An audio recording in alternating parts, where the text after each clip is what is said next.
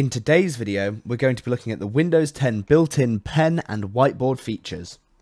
By pressing the Windows key and the W key, we get the option for a full screen snip or the whiteboard application.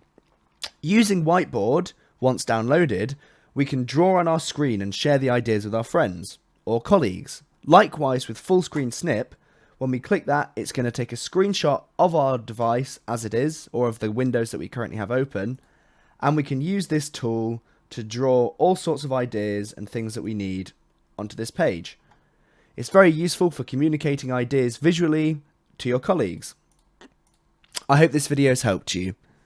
Visit kazzicom.com for more information on IT support, cloud solutions, Office 365 and many more services.